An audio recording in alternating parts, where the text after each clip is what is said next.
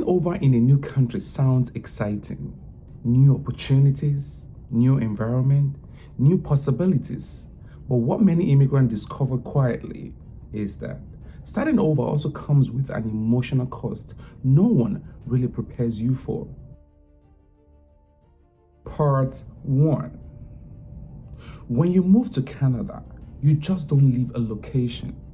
You leave familiar routines, trusted support systems, social status, the comfort of knowing how life works back home. You knew your place. Here, everything must be rebuilt from scratch.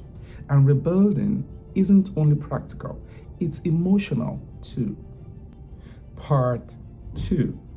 Starting from zero again. Starting over often means beginning at levels you thought you had already passed. You may take unfamiliar jobs, learn new systems, adjust your expectations, rebuild networks slowly, even when you understand why it's necessary. It can still feel heavy because deep inside you remember the life you had before, and starting again requires humility, patience, and courage. Part 3. The quiet loneliness. One emotional cost many immigrants feel is loneliness. Not always dramatic, just quiet.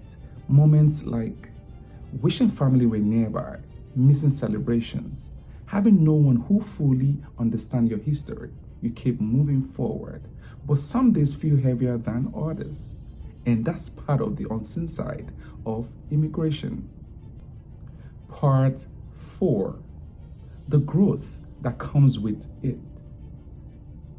Yet, within this emotional cost, something powerful happens. You grow, you learn resilience, you rebuild independence, you discover strength you didn't know you had. The process of starting over reshapes you, not to make life harder, but to prepare you for a future built on your own foundation. This is a closing message. If starting over in Canada has felt emotionally challenging, that doesn't mean you make the wrong choice. It means you're doing something brave. Every new step, every small win, every lesson learned is part of building a life that didn't exist before.